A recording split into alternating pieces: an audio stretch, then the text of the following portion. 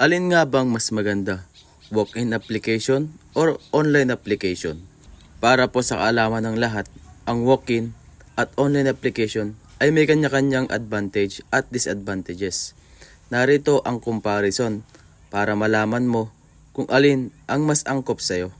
Sa walk-in application, direct interaction. Makakausap mo agad ang staff o recruiter. May chance ka ring ma-interview on the spot. Mas may impact na nakikita ng agency ang iyong dedikasyon at seriousness. May chance din na mas mabilis ang feedback.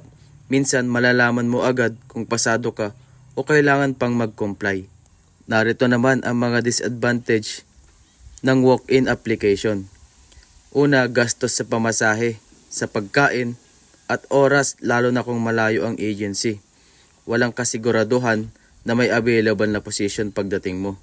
Kailangang maglaan ng buong araw minsan. At para naman sa online application, convenient at tipid. Pwede kang mag-apply gamit lang ang cellphone o computer kahit nasa bahay ka. Mas maraming options, madaling mag-apply sa maraming agencies at companies sabay-sabay.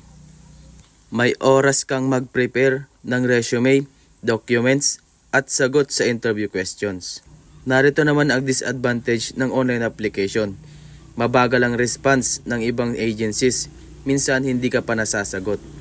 Posibleng mawala sa priority dahil hindi ka physically present. Mas prone sa scams kung hindi ka mag-iingat sa online job offers. Payo ko lang mga kamarino, pinakamainam gamitin ang pareho. Mag-apply ka muna online para may screen ang credential mo.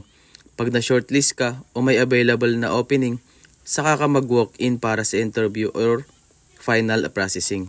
Tips lang mga kamarino, mag-follow up sa agency kung hindi ka agad nasagot sa online application. I-prepare ang lahat ng documents, soft copy at hard copy. At laging i-check kung legit ang agency sa DMW or POEA accredited. So yun lamang, God bless and good luck sa pag-apply mga kamarino. Magandang araw sa ating lahat.